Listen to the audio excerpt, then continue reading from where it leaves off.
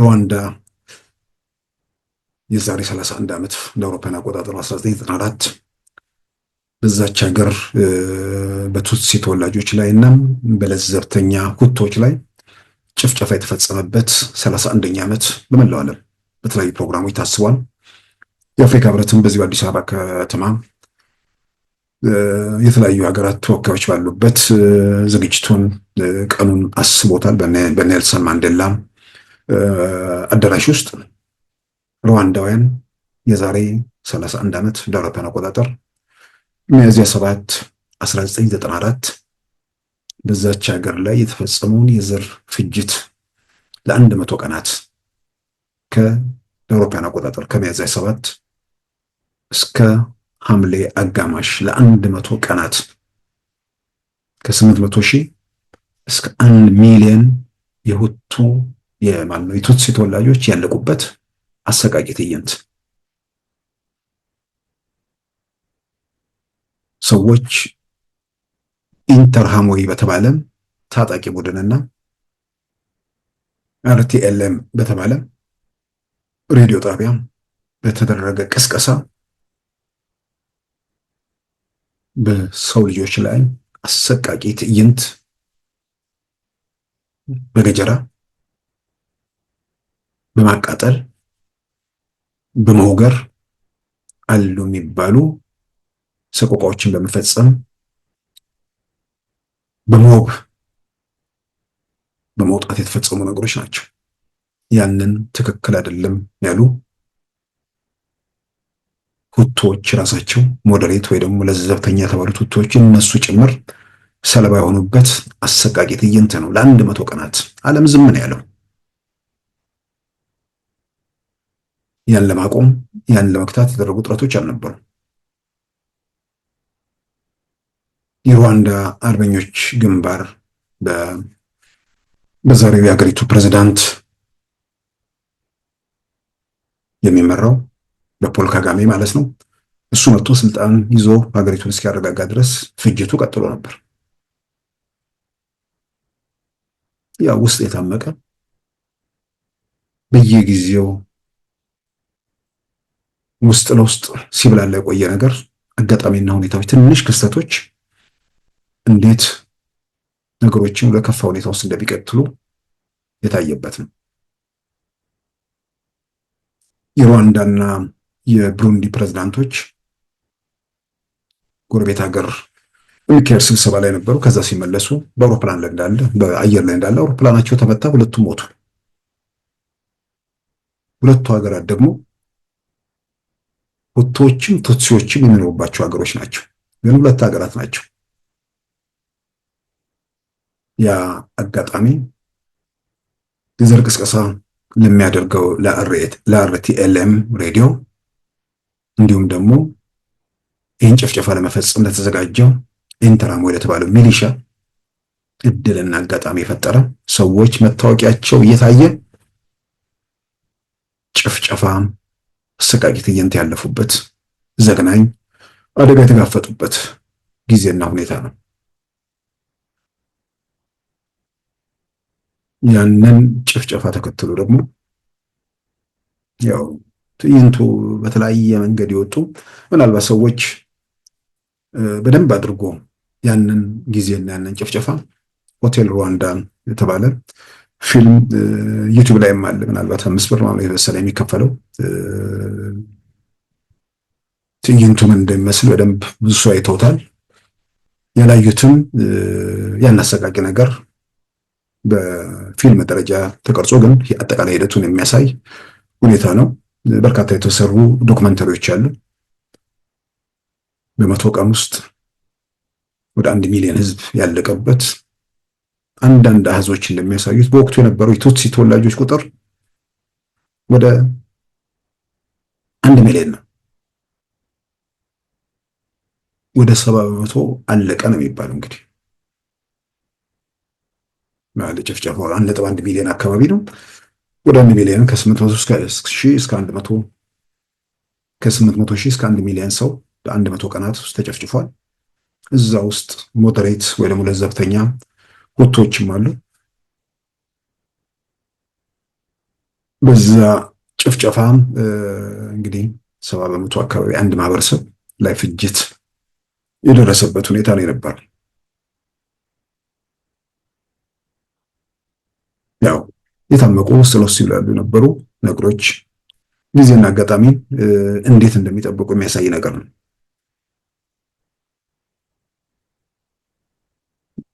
ሁቱ ቱትሲ ሁቶቹ ወደ 85 በመቶ ሀገሬው ህዝብ፣ ቱትሲዎቹ 14 ከመቶ አካባቢ፣ ሌላ ደግሞ 1 በመቶ አካባቢ እንደዚሁ አነስተኛ ማህበረሰብ የሚኖርባት ሀገር ነች። ግን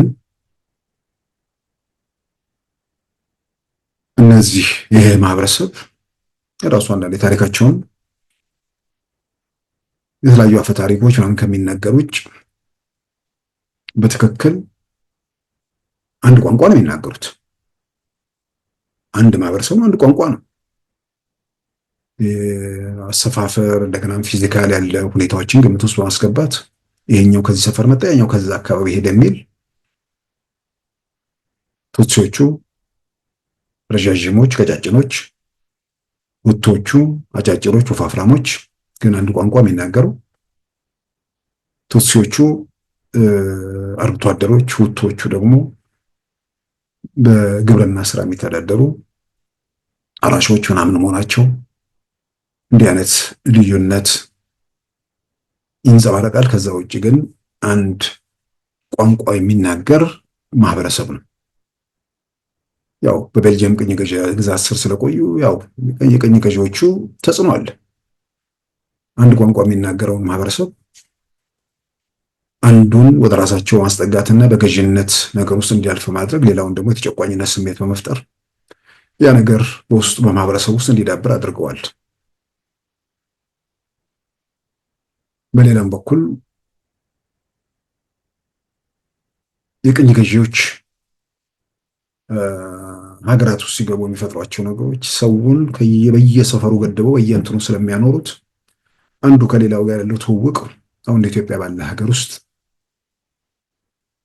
ቅኝ ገዢዎች መጥተው እንዲያደርጉት ነገር የለም። ኢትዮጵያን ከቦታ ወደ ቦታ በእርሽ ምንድን ነው በንግድም በጦርነትም ከአንዱ ጫፍ ወደ አንዱ ጫፍ መንቀሳቀስ የሚችሉበት ሁኔታ ስላለ የመቀየጥ የዚህ ሰፈር ሰው እዚህ ሰፈር ነው የሚል ነገር አይደለም። በአብዛኛው ያለው ወደ የትኛውም ጫፍ ኢትዮጵያ ያለበት ሁኔታ አለ። ይሄ አይነት እድል እነዚህ በቅኝ የተገዙ ሀገሮች አካባቢ ክፍተቶች እንዳሉ በተለያየ መንገድ የሚታይ ነገር ነው። ስለዚህ በሆነ ቦታ ይገደባሉ። አንድ ቋንቋ ቢናገሩ በምንድነው የአኗኗር ዘይቤያቸው ራሱ በአርብቶ አደር በአራሽ በምናምን መካከል ያለ እንደዚህ ይሄ በሌላም በኩል ቅኝ ገዢዎች የተዉት ነገር ጨምሮ ታክሎበት በማህበረሰቡ መካከል የተወሰነ ልዩነት፣ እንደገናም ደግሞ ቱትሲዎቹ ከምስራቅ አፍሪካ በተለይም ከኢትዮጵያ ሄዱ ናቸው የሚል የሚገለጹ ነገሮች አሉ። እንደገናም ደግሞ ሁቶቹ ከቻድ ወደዛ የተጓዙ ናቸው የሚሉ የሚነሱ ነገሮችም አሉ። ግን በብዙ መልኩ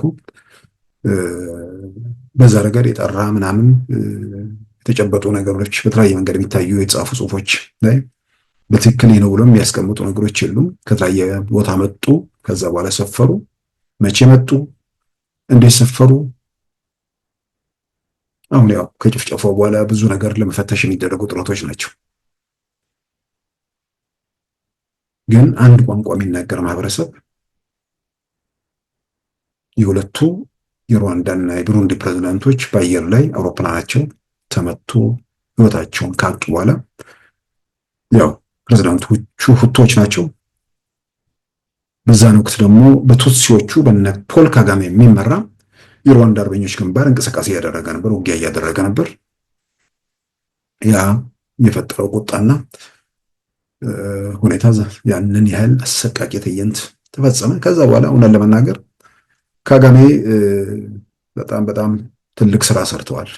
እሳቸው በግል ከተወሰዱ ከሰለባዎቹ ወገን ናቸው፣ ቱትሲ ናቸው። ግን በዛች ሀገር ውስጥ መረጋጋት ለማምጣት መጀመሪያ ራሱ ፕሬዝዳንት ያደረጉት የሁቱን ሰው ነው። ያው መጨረሻ ላይ ሰውየው ራሱ በተጠርጥረው እስር ቤት የገቡበት ሁኔታ ቢፈጠርም ከዛ በኋላ በዛች ሀገር ውስጥ መታወቂያ ላይ ቱቱ ቱትሲ ምናምን የሚባል ነገር የማይታሰብ የማይመከር ነገር ሆነ። ሩዋንዳውያንን በሩዋንዳዊነት ስሜት ለማስተባበር ከዛ ሁሉ ፍጅት እልቂት በኋላ ያችን ሀገር መልሶ ይሆን ለመዝራት ያን ምዕራፍ ለመዝጋት ብዙ ርቀት ተሄዷል። አምባገነን ናቸው፣ ስልጣን አይለቁ ምናምን የሚል ነገር ይነሳል። እንዲህ አይነት ሀገር ውስጥ ጠንካራ መሪ ያስፈልጋል። አንዳንዴ ዲሞክራሲ መከራው ስቃው ስላለ ማህበረሰብ ቅንጦት ሊሆን ይችላል። ሰውየው የዚህ ወይም የዛ ሰፈር ወኪል አይሁን፣ በዋናነት እውነተኛ ሩዋንዳዊ ሁቱንም ቱትሲውንም ሌላውንም በኩል አይን የሚያይ የማያበላልጥ እውነተኛ ሩዋንዳዊ መሪ የመሆኑ የመጀመሪያ የማረጋገጥ ነገር ለሰው ልጅ በጣም በጣም በጣም ወሳኙ ነገር። እንዲህ በዘር ያሁሉ ፍጅት የተካሄደበት ሀገር ውስጥ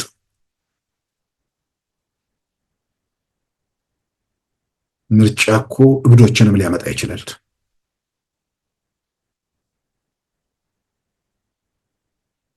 ስለዚህ ያቺ ሀገር ተረጋግታ ሆነ እንትን እስክትል ያው መንገዱን የዲሞክራሲ ሂደቱን ደግሞ መጥረግ አለባቸው። ሰው ነው፣ ዘላለም አይደለም። እሳቸው እያሉ መሰረቱን በደንብ አስይዘው ከሄዱ ደግሞ ከእርሳቸው በኋላም ያቺ ሀገር የተረጋጋች ሆና እንድትቀጥል ያደርጋል። ግን ችግሮች ባሉበት ሀገር ውስጥ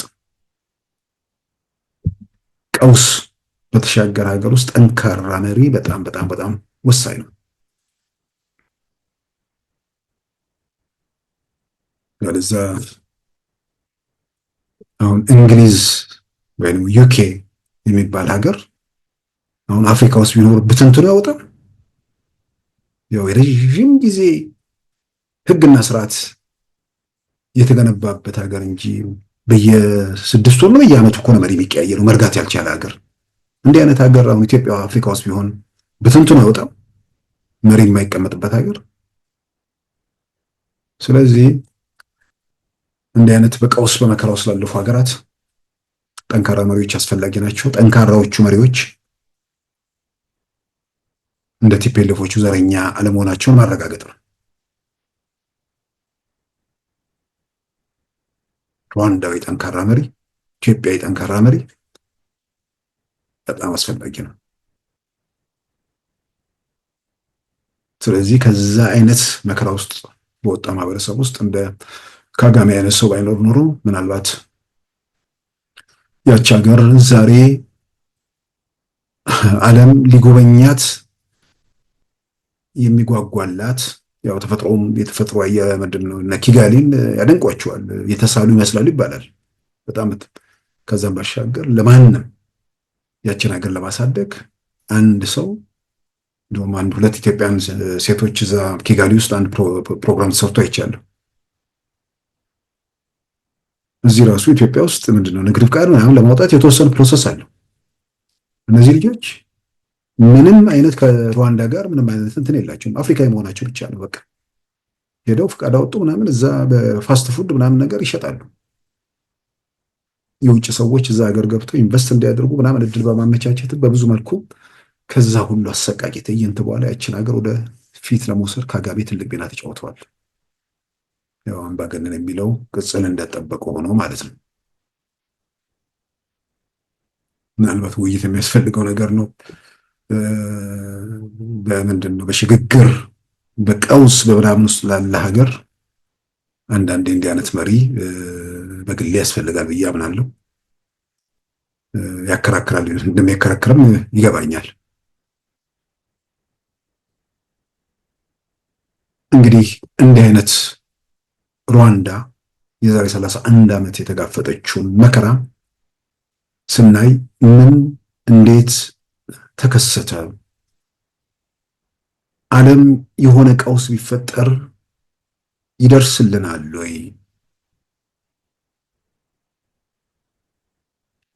ምን አይነት ሁኔታዎች ይህን ነገር ያስከትላሉ የሚለውን በደንብ ማየቱ መገምገሙ መፈተሹ በጣም አስፈላጊ ነው። ሩዋንዳ ውስጥ ያው የአማጽያኑ እንቅስቃሴ እየጎለበተ ስልጣን ላይ ያለው ኃይል ክንዱ እየዛለ የመጣበትም ጊዜ ነበር።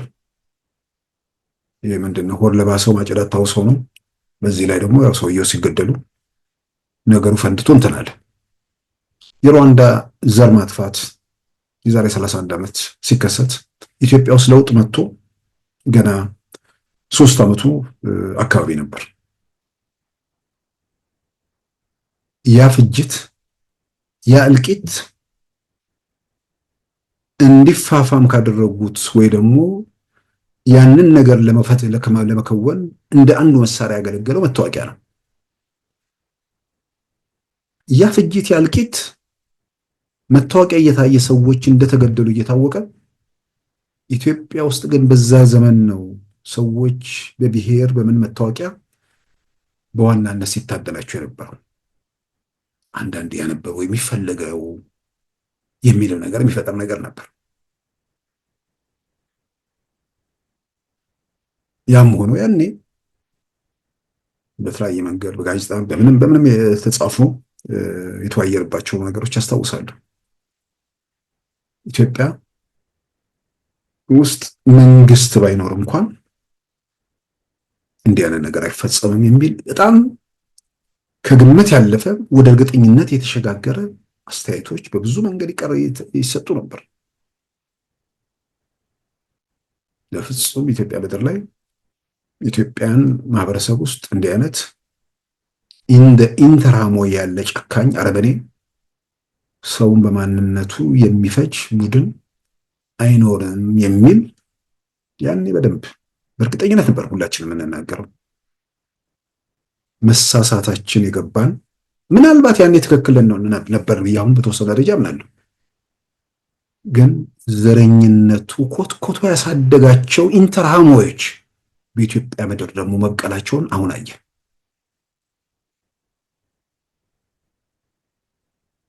ያው ሩዋንዳ የዘር መታወቂያ የፈጠረውን ጭፍጨፋውን ለማካሄድ እንዴት ብርታት እንደሰጣቸው ወይ ደግሞ እንዴት እንዳቀለለላቸው ሰዎችን መታወቂያይቱን በቆንጨራ ለመጨፍጨፍ አብያተ ክርስቲያናት ውስጥ አንድ እምነት የሚከተሉት ባህላዊ እምነቱንም ክርስትናውንም ግን አካባቢያቸው፣ ትምህርት ቤታቸው፣ ሌላ የመሰባሰቢያ ቦታዎች እነዚህ ሁሉ እየተመረጡ ነው ፍጅት የተካሄደው።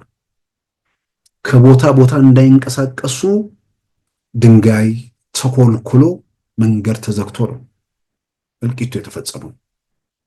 ያ በሚሆንበት ወቅት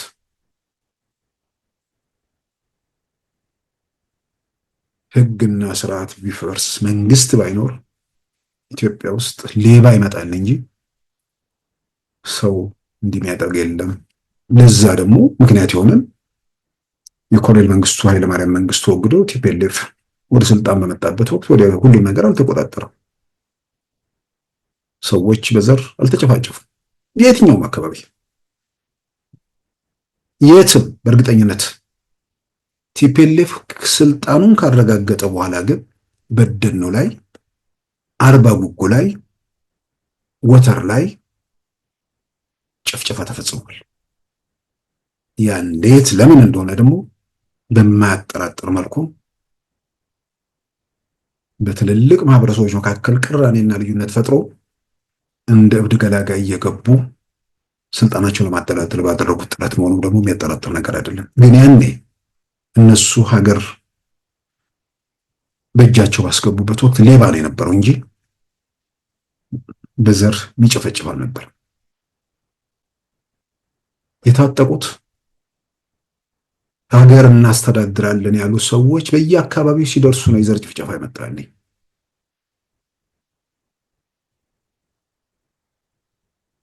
እነሱ በፈቃ ሲፈልጉ ያነሱታል፣ ሲፈልጉ ያቆሙታል። ስለዚህ የትም ቦታ ግጭት እነሱ ደስ ያላቸው ቀን ይቀሰቅሱታል፣ ያለዛ የሚነሳ ነገር የለም። የሆነ ወንበራቸው ነቅነቅ ሲል 97 97 ምርጫ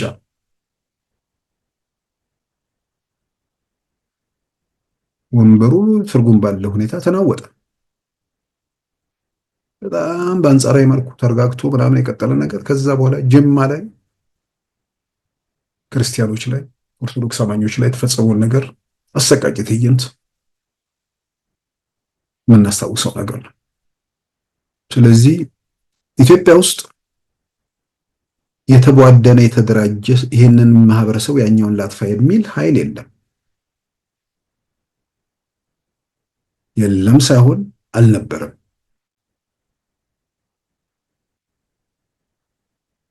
ዛሬስ ያ የ27 ዓመታት አገዛዝ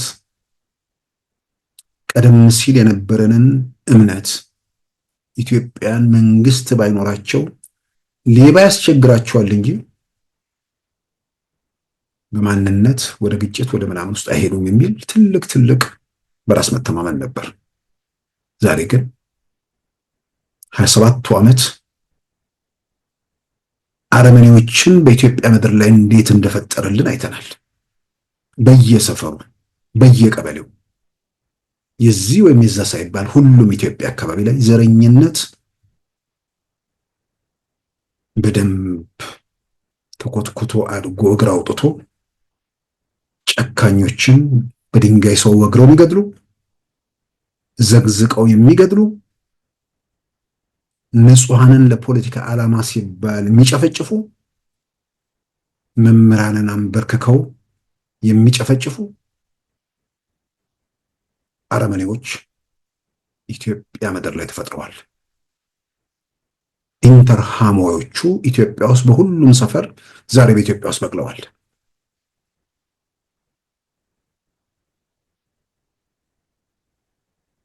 ሩዋንዳ ያን አደጋ ያን መከራ ስትጋፈጥ እርግጠኞች የነበር ነው 20 ምናምን ዓመት ከዛ በኋላ ኢትዮጵያ ምድር ላይ በቀለው ተኮትኩቶ በእንክብካቤ ያደገው ዘረኝነት ኢንተርሃሞችን በኢትዮጵያ ምድር ፈጥሮ እያየን በደንብ እየተመለከትን ወይ ደግሞ እየገመገምን ያለንበት ሁኔታ ስለሆነ እንዲህ አይነት አደጋ በኢትዮጵያ ምድር አይፈጠርም ብሎ ማንም በእርግጠኝነት መናገር የሚችልበት የለም።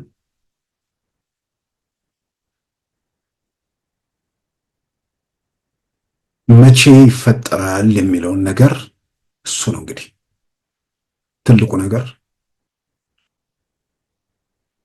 የለውጡም መጀመሪያ ዓመታት የነበረው አደጋ ባይቀለበስ ሕግና ስርዓት እንደፈረሰ ቢቀጥል ከዛ በኋላ ሚሳኤል የታጠቀው ኃይል ቢቀናው በየሰፈሩ ጅራፍ የሚያጮኸው ቢሳካለት ኢትዮጵያ የሆነ የዘር አይደለም የቀበሌ ጭፍጨፋ ውስጥ ነው የምትገባው።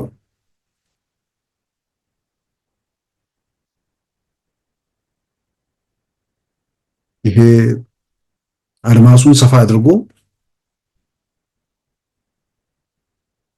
ከኢትዮጵያዊነት ውጭ ወይ ደግሞ ከሀገራዊ ህልም ከዛም ውጭ እንመልከቶ ካልን ሞራል ያለው ትውልድ በእምነት በቤተሰብ ተገርቶ ፈሪሃ እግዚአብሔር አድሮበት የነበረ ትውልድ መንገዱን እንትኑን እየለቀቀ በዋዝ ዘመን ተወልደው ባደጉ በአብዛኛው ሁሉም ማለት አይቻልም፣ አንዳንዱ ቤተሰቡም አካባቢው ምንም ተፈጥሮም የሚገራቸው ሰዎች አሉ። አንዳንድ አስገራሚ ወጣቶች ልጆች እናያለን። የሆነ ገጠር ውስጥ እኮ እንዴት አይነት አእምሮኞች ናቸው እንላለን። ብዙ ብዙ ብዙ አሻግሮ ማየት የሚችሉ ልጆች ግን ብዙሃኑ በዚህ በሽታው የተበከለ የታመመ ስለሆነ ለዛ ደግሞ ፈውስ ለመስጠት የእምነት ተቋማት ከምንም በላይ ትልቅ ሚና ኃላፊነት ቢኖርባቸውም በዛ በኩል ክፍተት እንዳለ ደግሞ ማንም በድፍረት መናገር ይቻላል።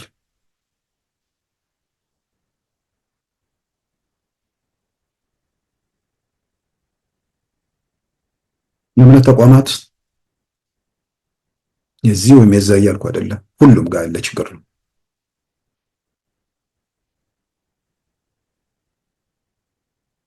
አረመኔውን ከሕግና ከስርዓት የወጣውን ፈሪሃ እግዚአብሔር የሌለበትን ወደ እምነት ተቋማት ለመሰብሰብ ከመጣር ይልቅ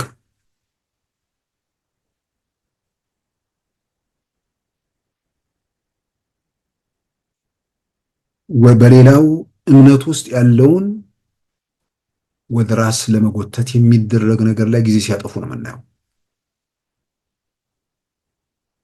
የጠፋውን ምንም ውስጥ የሌለውን ፈልጎ ያለውንም ደግሞ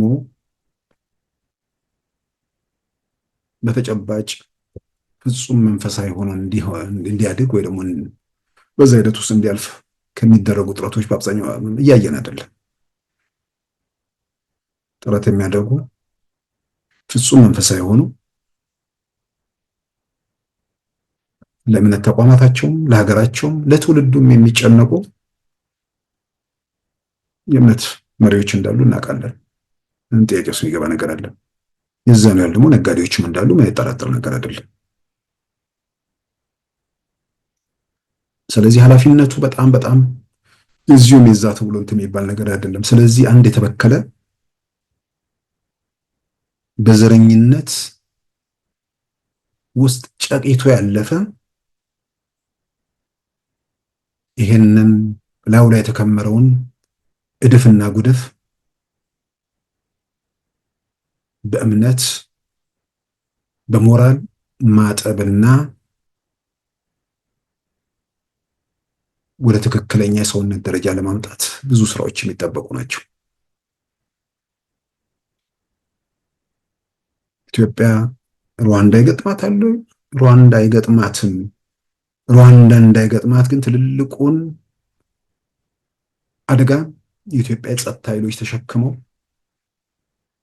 አሻግረዋታል። ኢትዮጵያን ትልልቁን መከራ አልፋለች። እነዛን የነበሩ ፈተናዎችና አደጋዎችን ተከላክላ አሸንፋ ተሻግራ ባይሆን ኖሮ ሩዋንዳ አይደለም እንደገና ሌላ የዓለም ምሳሌ ልንሆን እንችል ነበር። ጠቅላላ የሰፈር ታጣቂ ኃላፊነት የማይሰማው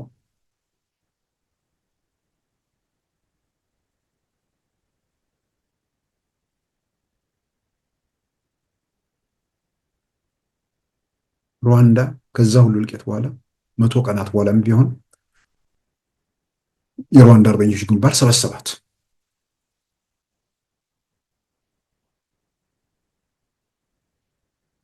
ኢትዮጵያ ያ ነገር ከእጃችን ወጥቶ እነዚህ በዘረኝነት የቆሸሹ ሰዎች ኃይሎች ቡድኖች እጅ ሀገር ገብቶ ቢሆን ኖሮ ምን አይነት መከራና ምን አይነት ፈተና ሀገር ይጋፈጥ እንደነበር ማስተዋሉ ተገቢ ነው። አንዳንድ ያው እንደ ዘረኝነት መጥፎ ነገር የለም።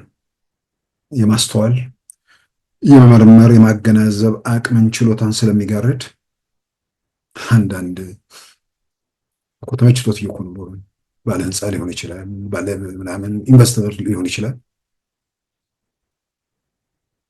የሆነ የሱ ሰፈር ታጣቂ የሆነ መጥቶለት ትንሽ ኢንቨስትመንቱ ላይ አሁን ከሚሰበስበው ላይ ትንሽ ተጨማሪ ነገር አገኛለሁ ብሎ ወይ ደግሞ በሌላ ምክንያት እንዲህ አይነት ቡድኖችን በገንዘብ የሚደግፋል።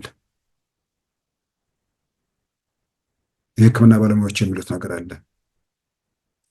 አንዳንዴ ብዙ በሽታዎች በምንበላቸው ምግቦች ስለሆኑ የሰው ልጅ መቃብሩን በጥርሱ ይቆፍራል ይላሉ። ያው ሚያኘ ከሚወጣው ነገር አንዳንዱ መርዝም እየሆነ ስለሆነ ማለት ነው። እነዚህ ሰዎች ተጨማሪ ምናምን ነገር እያሰቡ ባላቸው ሀብት ላይ እሳት እየለቀቁበት መሆኑን ግን አይናቸውን ቢገልጡ ይገነዘቡት ነበር። አይኖርህም ወይ የምትከፍለው ታክስ ገቢ ጨምሮ የተወሰነ ተጨማሪ ታክስ ስለከፈልኩ ያ ታክስ ይቀንስልኛል ብለህ ወይ በሌላ መንገድ በተለያየ መንገድ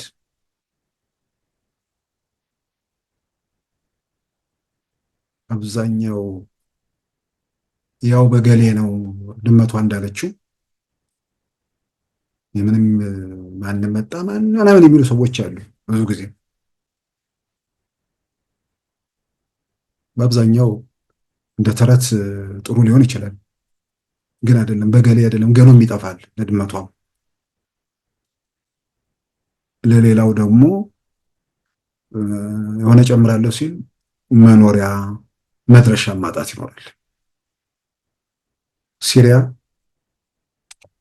ልጆቻቸውን የግል ዘመናዊ ትምህርት ቤት ምናምን ሲያስተምሩ የነበሩ በመካከለኛ ገቢ ውስጥ የነበሩ ሰዎች ስደተኛ ካምፑስ በየድንኳኑ 10 ምናምን ዓመት ሞላቸው። 14 ዓመት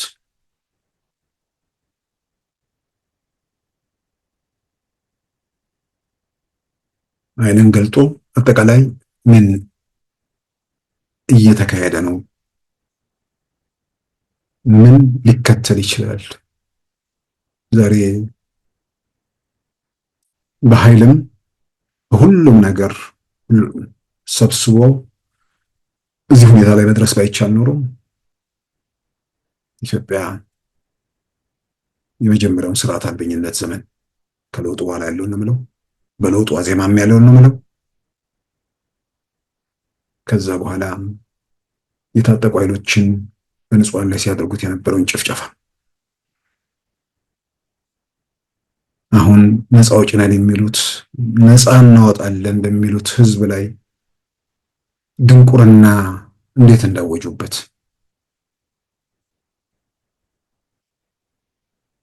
ጠቅላይ ሚኒስትሩ እንዳሉት የድንቁርና ጌቶች የእውቀት ብርሃን በሚዘሩ መምህራን ላይ እንዴት ጥይት እያዘነቡ እንደሆነ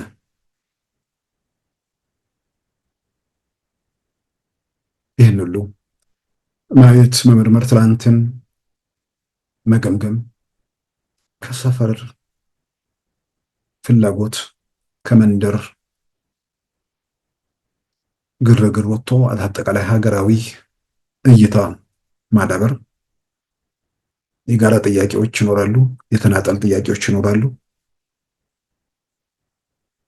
እነዛን ወግና ህግና ስርዓት ባለው መንገድ ደጋግመን እንደሚባለው የምክክር ኮሚሽኑ ኢትዮጵያ ውስጥ ያሉ የተንከባለሉ ዛሬም እያነጋገሩ ያሉ ጥያቄዎችን ተነጋግሮ ለመፍታትና መፍትሄ ለማምጣት በዛ ረገድ የራስን ሚና መጫወት ነው። የሩዋንዳን 31ኛ ዓመት ጭፍጨፋ ስናስታውስ ኢትዮጵያ ያን አደጋ ደጃፉ ላይ ደርሳ ያንን አስፈሪ ሁኔታ መሻገር በቻለችበት፣ በሌላ በኩል ደግሞ ይሄ ነገር ከእጅ ቢወጣ ከዛ የባሱ አረመኔዎች የበቀሉባት ምድር መሆኑንም በማስታወስ ዕለቱን 31ኛ ዓመቱን እንደ ኢትዮጵያም ስናስታውስ በዓለም ላይ እንዲህ አይነት ነገር እንዳይደገም ኢትዮጵያም በየትኛውም ክፍል እንዲህ አይነት ሁኔታ እንዳይፈጸም ሰዎች አይናቸውን ገልጠው ዓለም ላይ የተካሄዱ ነገሮችን ማየት መመርመር የሚችሉበት ሁኔታ እንዲፈጠር በተለያየ መንገድ ያምኑት አባቶችም በምሁራንም ረገድ በየምንድን ነው ትውልዱን በመቅረጽ ረገድ የራሳቸው ሚና መጫወት አለባቸው ብዬ አምናለሁ።